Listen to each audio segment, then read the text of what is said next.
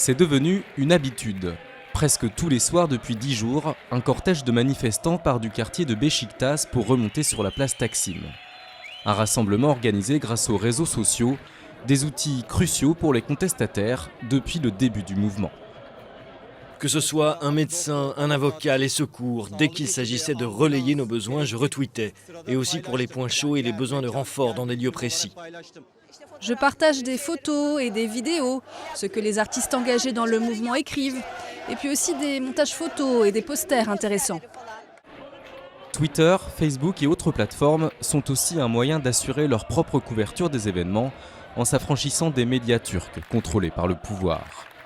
Mais le web ne sert pas seulement à gérer des situations d'urgence, la toile est aussi devenue un espace de débat géant dans tout le pays.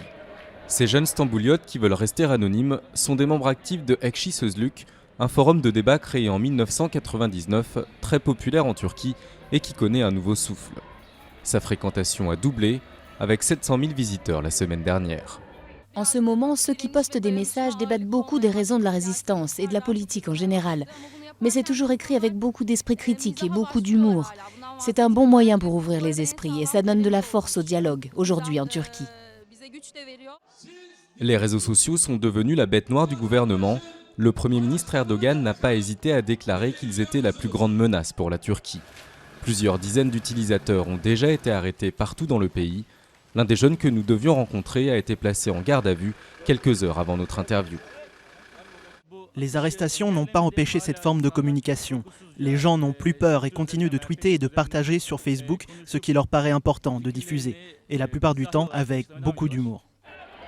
Le gouvernement pourrait bien contre-attaquer.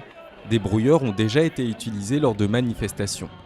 Si l'accès à Twitter et à Facebook venait à être restreint, les manifestants pourraient bien se retrouver sans voix.